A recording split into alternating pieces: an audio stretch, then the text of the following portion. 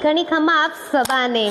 तो आज मारे खुदरी आवाज में आप लोगों के वास्ते मैं लेने आई हूँ एक गुरु सारो भजन। तो अगर आपने गुरु जी रो भजन बहुत प्यारो लागो हो, अच्छो लागो हो तो मने कमेंट करने जरूर बताओ।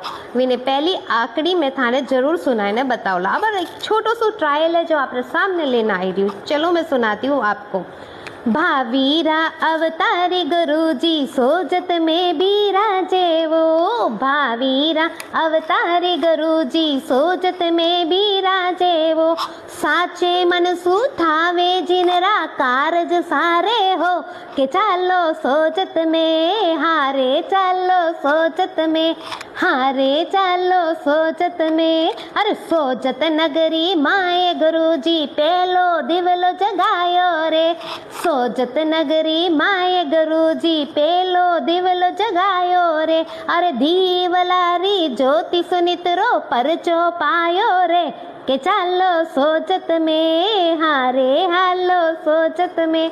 तो आपने गुरुजी रो भजन कीकन लागो कमेंट करने जरूर बताओ। आगे और भी लाइन्स है जो मैं सेकंड भाग में सुनाऊला। जय माता जी दी घणी खम्मा का।